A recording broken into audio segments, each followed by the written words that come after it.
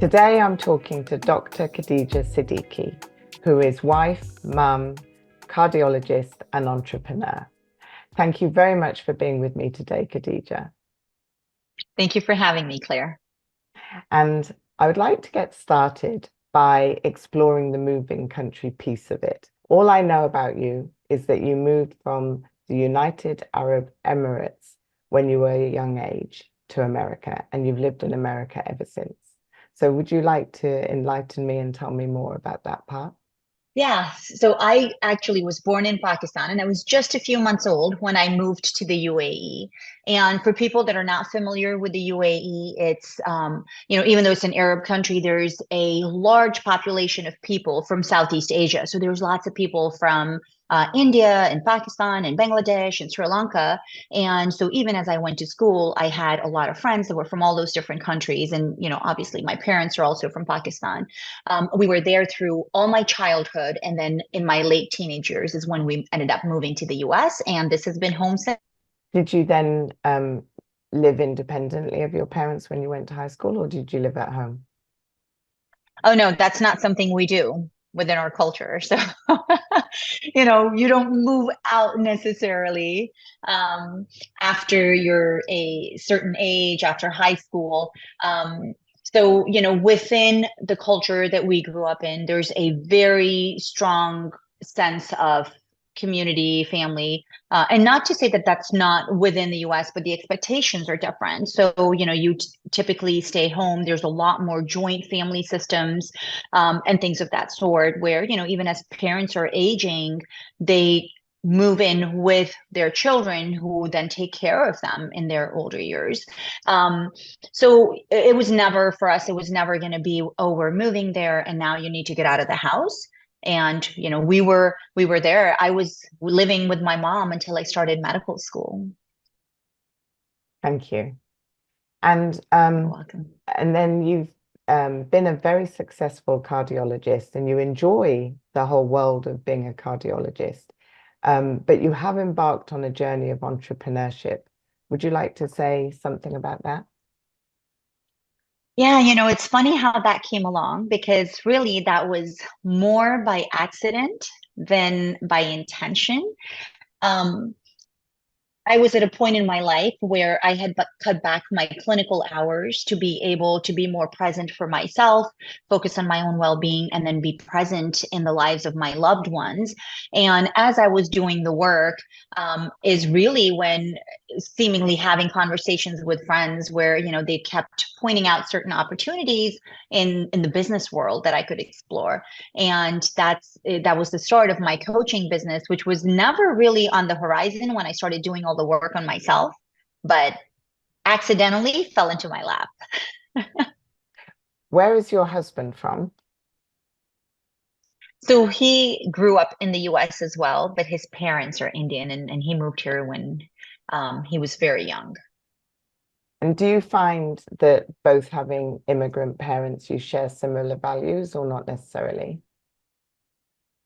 I think that we do because with within the Indian and Pakistan subcontinent, a lot of the beliefs and values are same around how families are and around how the kids are raised. So we both understand where our parents are coming from, but since we both have spent really the bulk of our lives here and we consider ourselves American, we also understand, growing up in this environment and in this culture. And so, as far as having similar values, it's just easier. It flows better because we're both seeing it from that similar lens. And do you think it's easier that you both consider yourselves American? You're both children who identify as American, but you're both children who've experienced somewhere else. Do you think that you enjoy sharing the fact that you you come from a different country originally?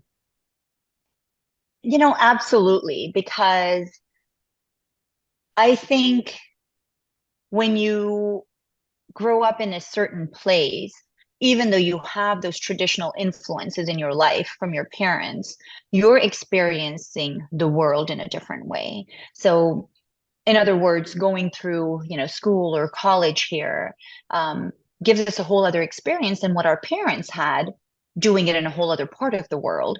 And I think also is your expectations change. And so, what we expect from each other is really a lot of it is coming from our experiences of growing up here, right? So what is a role of a wife versus what is the role of a husband? And sometimes they're not very traditional, what people might normally expect from couples that are coming from that subcontinent.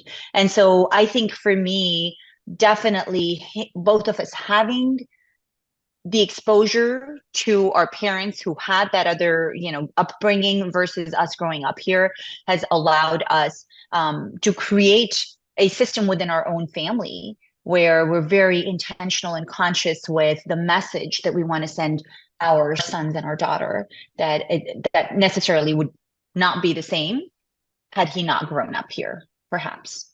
Yeah, absolutely. And I have a question in relation to your daughter, because you've talked about the your experience as a woman, and it's not necessarily shaped entirely by moving countries, and that it is universal to women in general. Is there any, and you've talked about your mum, I'm just seeing this legacy of women, and is there anything you particularly want to hand down to your daughter, that you're seeing from the experiences that you're sharing from today and from within your own business with this holistic success? Oh man, that's such a fantastic question. And I love that. And thank you for asking this because for me, it's important for all my children to feel enough, just feel enough the way they are. But really for my daughter, because I see so many women and girls struggling with this.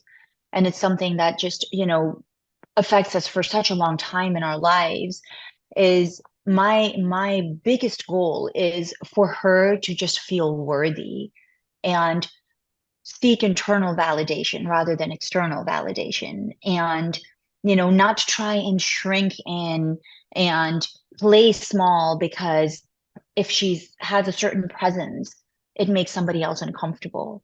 And so truly for all girls everywhere is just showing up powerfully and unapologetically, and stepping into who they are so that they can go on to truly who they're meant to be. Mm, Because when we stop diminishing ourselves for other people and worrying about, oh, am I making them uncomfortable? Like we can finally own what we're here for, what we're meant to do, because you're no longer listening to that noise outside. mm, And women, I mean, we're here to play a much bigger game than we have in the past. And so it's time for us to rise up to that, all of us. And the way we do it, the legacy we leave behind for our kids is how we show up in our own lives. Because when they see a mom who's powerful, who's strong, who's embracing all the imperfections and not worrying about it, right? Not trying to put on a mask, then they step into their own truth so much more powerfully and not trying to be something that they're not. mm. Because that never works. Absolutely. And children are wise, children see things, don't they, that we underestimate, that they haven't cottoned onto. And I think you delivering and providing this holistic success for adults, one, you're tapping into the adult's inner child, but also for your own children as observers, like you say, they learn by the actions. So it really is offering them something that isn't necessarily going to be granted or given in schools. It's bigger than that. 100%. And I wish that a lot of this work was done in our schools, because our kids could benefit so much from learning so many of these concepts, and if it's not, then the responsibility falls on the parents, because especially in their formative years, we are the biggest influence and the biggest exposure in their lives. And so which part of us shows up will determine which part of them will come out in their own lives. Mm. doing the whole parenting thing, I understand, just regardless of what our reservations may be, it's important for us to realize that our kids, A, are not us, but B, they're growing up in a different time and in a different geographical location. So it's important, and I find this super important for parents to really grasp and understand that imposing our thoughts and beliefs on our children, it's not fair to them, and it doesn't really work out for the best, because oftentimes, the child has their own experience, but you're trying to negate that and raise them based on your own thoughts and beliefs about a certain thing. Um, I understand it can be a struggle, but I think it's very important for parents to really try and overcome this so that they can stay connected with their kids, especially during the formative years when it's Mm. so important to them. And it occurs to me, I'm thinking about your mum now. It occurs to me that in a way, she's like your example of the holistic success, because it, she's a metaphor, a demonstration of doing whatever it took for her to, be able to take care of all of it, and take care of all aspects of herself. And I'm not saying she did necessarily do that fully, but certainly, you know, she came into the country in a certain way, but more was asked of her, and maybe more she asked more of herself in order to be a mum in America as opposed to somewhere else. Do you think some of who she's been has rubbed off on you and influenced the current direction you have in this holistic success path? Absolutely, because what I learned from my mom is her perseverance and her tenacity. you know, Watching someone really rebuild their life in the third or fourth decade of their life and start over and do what's needed because they want something different is such an incredible example of somebody that you want to role model. And so my mom did that, and she's an action taker. And with entrepreneurship, one of the things is what we hear all the time: just take action, even if it's messy, right? And don't sit there and overanalyze. And my science mind wants the answers. It wants me to know, okay, if I do this, this is what the outcome is, and which is completely different than what the entrepreneur mind has to think and go through and rationalize. And so watching her through that, it gives me courage a lot of times where I'm just like, okay, well, she didn't fully understand what she was doing, but she knew the only way forward is by doing the thing and then finding out, is it the right thing or is it the wrong thing? So absolutely. And again, it ties into the fact how our parents are influential, whether it's in a good way or a bad way. And so we as parents now hold that torch for our kids, and it becomes ever so important, right? In this whole holistic success, because the subliminal subconscious message we're sending our kids is, hey, I want to create a life where everything works well. And I'm not going to sacrifice you just so I can maintain this other thing that I've worked hard towards. So yeah, I think there's certainly influence there. Mm. Being a child of two parents who had moved in, do you think they met challenges? Oh, absolutely. When my mom moved here, because when we moved here with my parents, my mom didn't speak probably more than a couple of words of English. She had never worked a day in her life. And for her to come in having to learn a whole other language, having to learn a whole other way of life, um, having to work outside the house, and really developing herself in another way was a big challenge. And she rose to it, because I often tell her, I don't know how you did it. For me, it was much easier coming in my teenage years. But for someone who's had their kids and pretty much, within their adult life, having to start over, uproot and start over somewhere else, is not easy. And that's me thinking about, okay, if I needed to go to some country where I need to learn the language, learn the culture, it's always more challenging. So yeah, absolutely. I think they did have to deal with a lot more than I did because I was so much younger. Mm. So tell me a little bit more about the coaching business that you've established. So the coaching work that I do is with high achieving professionals, how to create holistic success in their life. And what that means is, our traditional definition of success that we've all grown up with is, how much money you're making, what title you've accomplished, and you get to put behind your name. But real life success is not just that, right? That's just one element of your life, but also the life that you're leading. How are you showing up for the people that you love? How invested are you in your connections, in your relationships as a parent, as a spouse? And even success in how you're treating yourself, right? How the work you're doing and how you're allowing yourself to grow and become that next best version of yourself. One of the things, Claire, that I constantly hear from people is as we're getting older, right? We say, oh, well, we've grown apart, or I've grown into this person. I don't recognize who I was when I was 20, right? We hear this all the time. And the reason is because one of the most consistent things that we all want is to continue to grow during our life. And so as we're growing, there might have been things we wanted at a certain point in our life that evolves as well. But oftentimes we feel so stuck and not knowing how to change it that we continue living this life that starts creating friction and resistance because a part of us wants something more, but that is in direct conflict with the part of us that requires us to, keep doing the things that we've always done.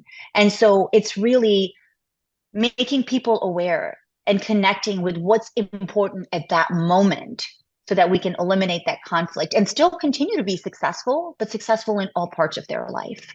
Yeah, absolutely. Yeah. When people suggested it, did you find it quite easy to embrace it, or did it occur as quite jolting? Like, oh, can I do that? That is a fantastic question because it wasn't as easy.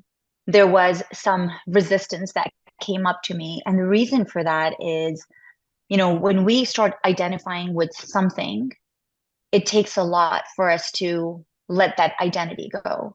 And I had worked decades, truly decades of my life in the pursuit of this one identity, so to speak, because I knew I wanted to be a doctor. And then as I was going through my training, I realized what I was truly passionate about was cardiology. And so, so my identity was that of a cardiologist. And so as the evolution happened, you've had so much conditioning towards believing this is all that defines you. And when that when you want to change things up a little bit, there's that inner conflict. And I experienced that as well. So it took me a little while and more work to really be able to, understand that there can be many different elements. There can be many different identities that I can embody at the same time because I'm still practicing clinically. I'm just doing it in a different setting. I'm doing it on my terms. And so yeah, there's a cardiology, but that is not the dominant identity anymore. So there's other, right? So the core identity for me is, obviously being a mom because I have 4 little ones. So that's one that's at the core, and surrounding it are so many other things based on what hat I'm wearing at that given moment. And so, entrepreneurship initially did feel uneasy, and it was, it's like a child learning how to walk when you're taking those first steps and seemingly off balance, and you have to crawl before you stand and before you run. And so, I experienced all of those, and there's so much emotions with, the entrepreneurship journey you often hear is a very lonely journey, and it's got lots of ups and downs.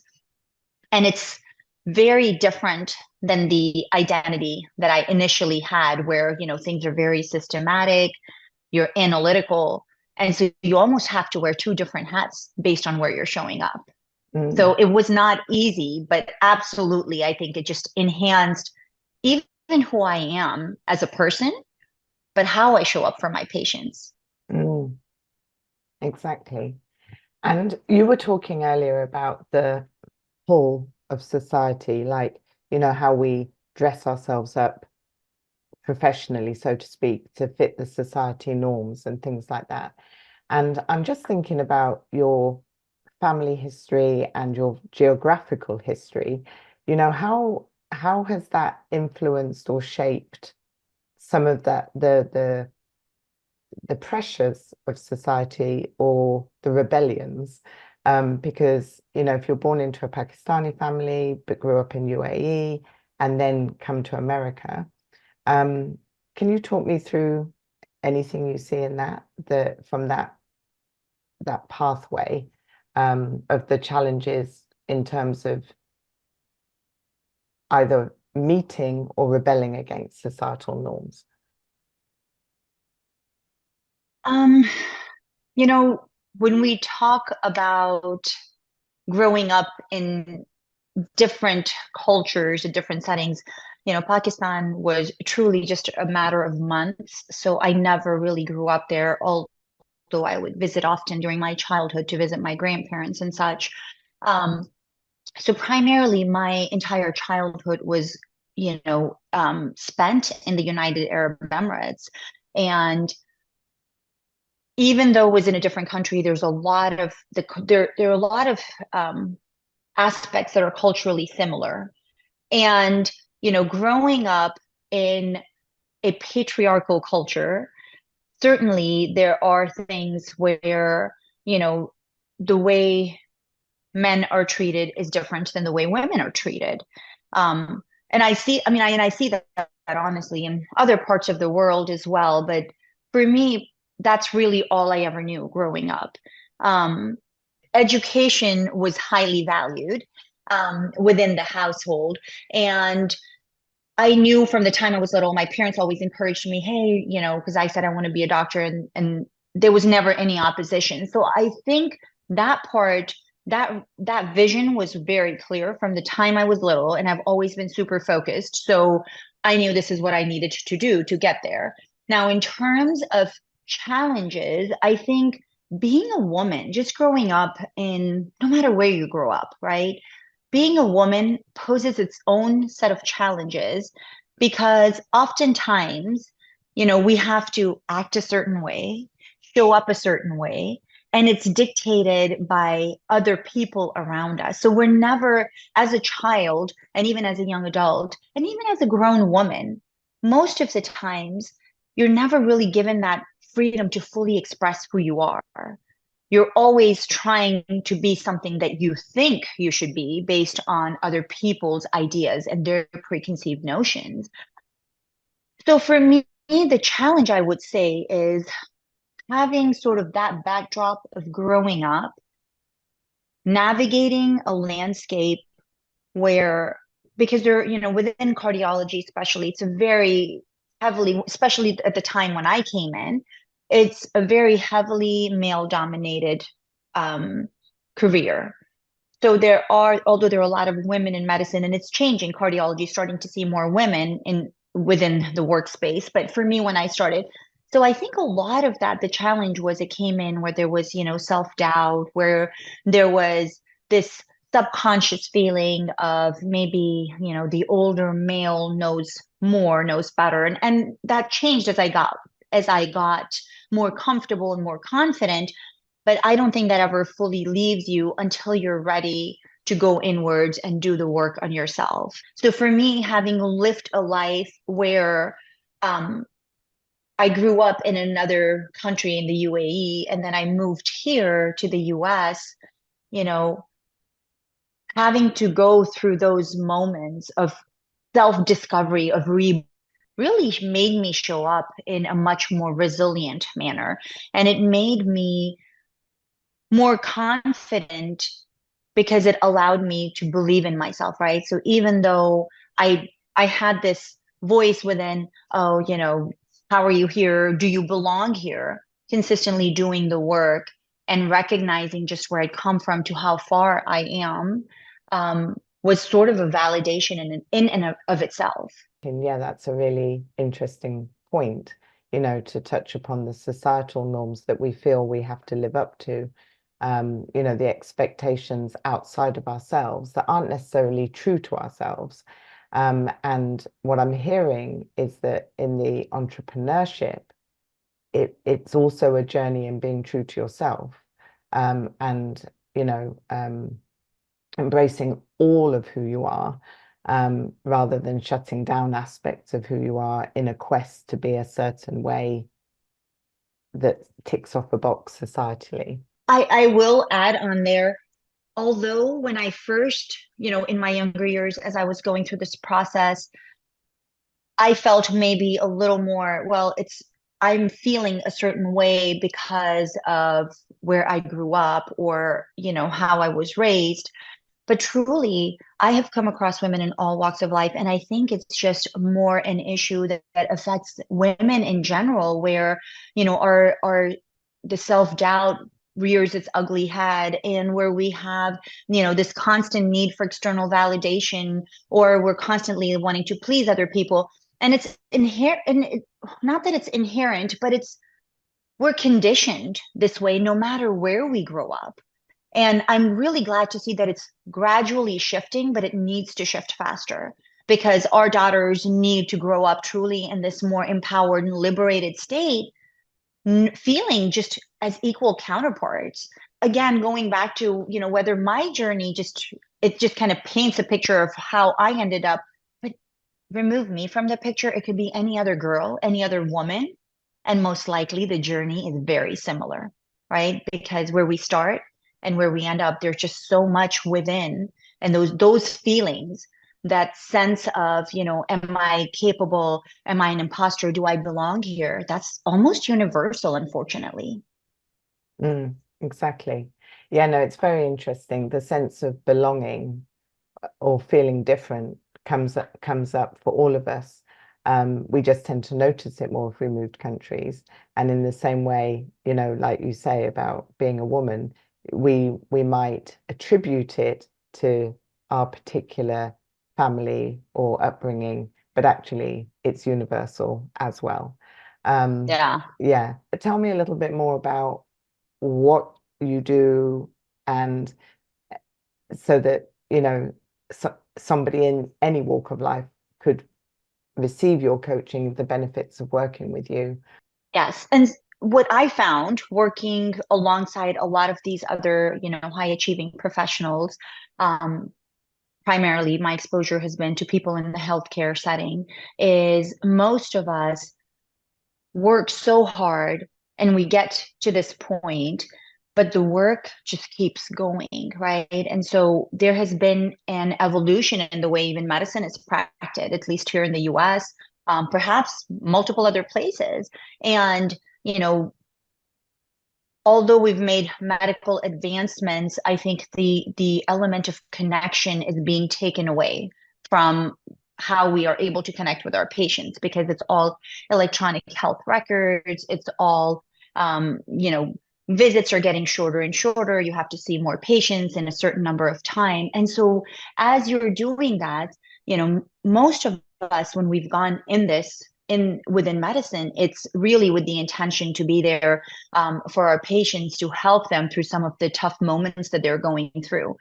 And oftentimes what's happening with the way medicine has transitioned is we don't have the ability to do that. We don't have the time we would like to spend with our patients to really deeply connect. And there's just all these other extrinsic things that are pulling at you. And, as we've seen within the workforce, everyone's being asked to do more, be more productive. And it comes at a cost. It comes at the expense of a person's well-being. Oftentimes, people are so busy, or they get in this flow in this state where it almost seems like moving in a fog, and you're just going through the motions, and it's repetitive. And it's no longer stimulating, it's no longer fulfilling, because it's no longer on your terms. And what do people want, right? All of us we want to be successful at work.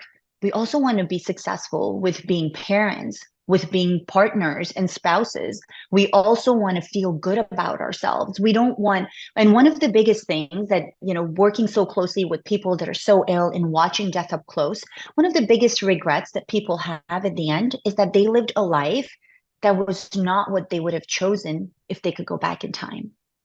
And so seeing all of that and experiencing so much of it myself in terms of just going through unconsciously, just, going through the motions, I realized that I needed to make myself live in a way where if today was going to be the last day, I know I lived it on my terms. And so with the work that I do, it's truly letting people design a life that's on their terms. So it's not taking away one thing to benefit the other, but it's teaching you how to attain that level of peak performance, because it's, imagine a well-oiled car. Everything is working together, and you don't have one thing that's working harder and the other is just kind of trying to pick up the slack. And next thing you know, you have things that are falling apart. So it's maintenance, it's doing things, being more present. But it's not just about, all mindfulness, right? Because most high achievers, we also like structure. We want systems, we want things that work. So how do we boost our resiliency? How do we become more emotionally intelligent so things don't start overwhelming us so quickly? How do we improve our communication? How do we increase our productivity? How do we, because these are all skills that seep into other parts of your life as well. And what the people that I've worked with, what we notice is when you're up leveling in your personal life and you're feeding those other relationships, including the relationship with yourself, you're just coming back to your work so much more present, so much more calmer, and so much more rejuvenated. So the benefits, even though inadvertently you're doing it to try and optimize the personal life, they seep all the way in. And when you have clarity is really when you are able to think free from emotion, but guided by an inner purpose and that wisdom that's much bigger. But you can't do that when you're constantly in this state of overwhelm, right? It's like almost throwing a life raft to someone that's just crashing around in the water.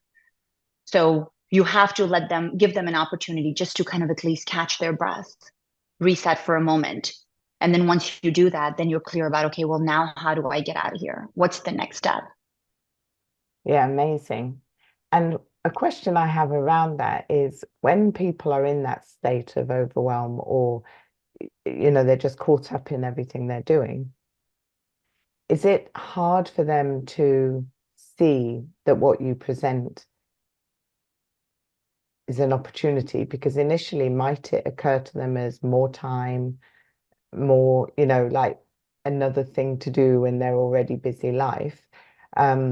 How is it that they are able to see, yes, this would add value to me because it's worth the additional time temporarily because of what's going to come to me later.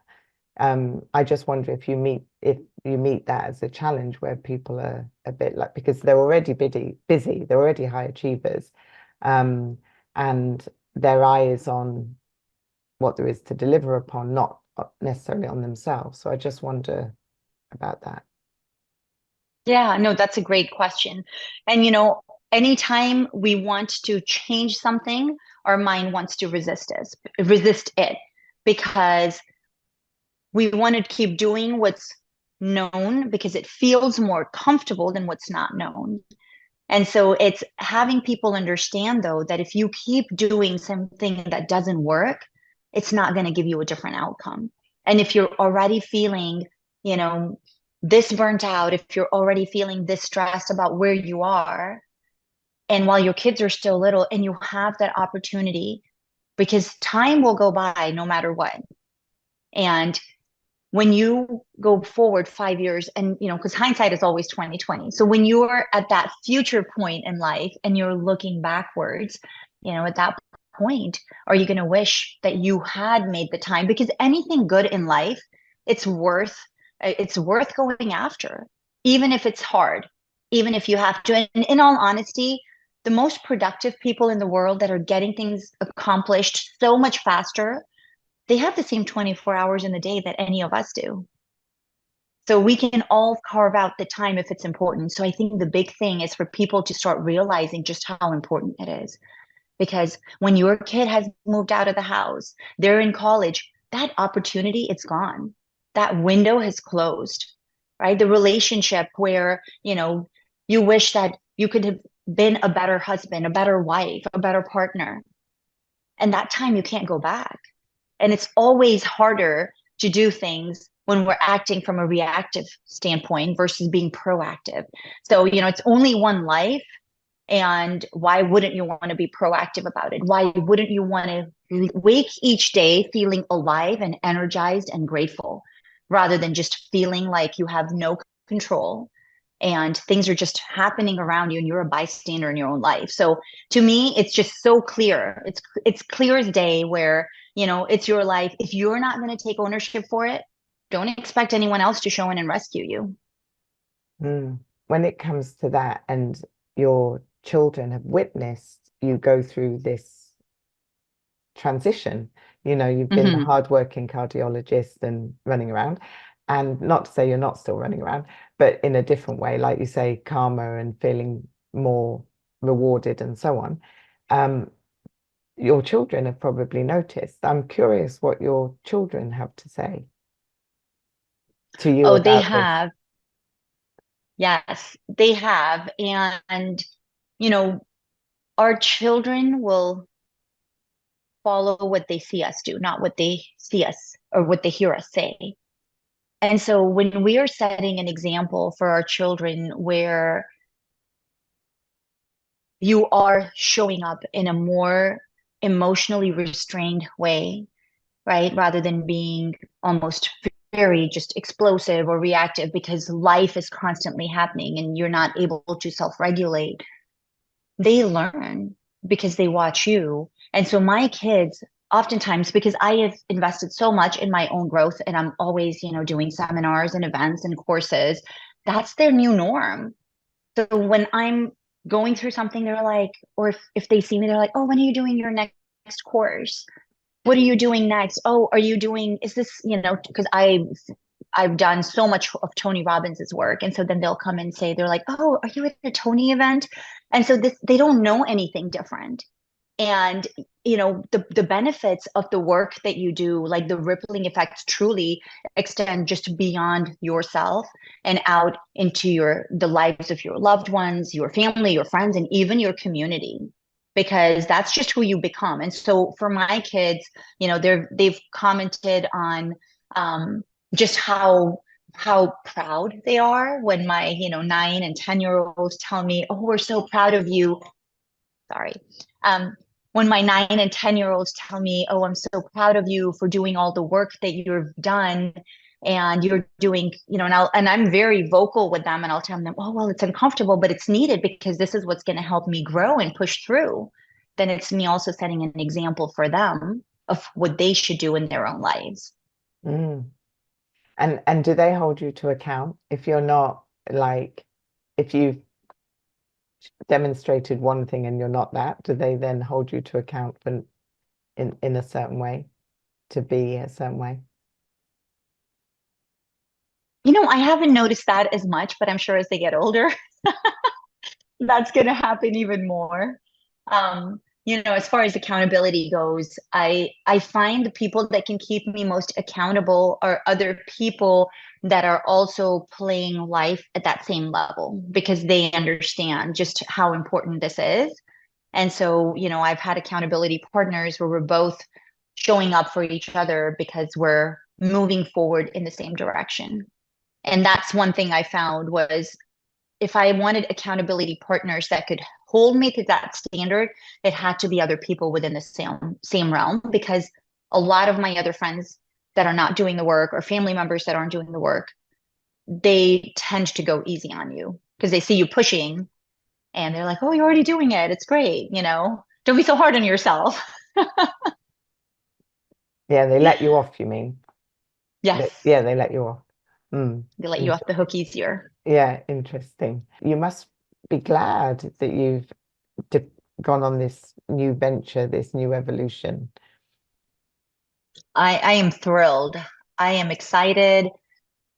truly, I'm so passionate about this, and I feel like I could talk about it for hours because it fills me with life. It really fills my cup because when I see people finally taking control of their lives, taking action steps, right? Intentionally doing the work so that they can step out of the fog and get back in the driver's seat of their life. There's nothing more liberating than that, right? It's your life. You can craft what you want, what truly brings you joy.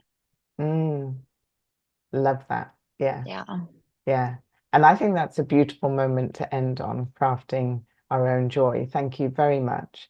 I really appreciate the time you've taken to be with me in this conversation and to explore things from different angles.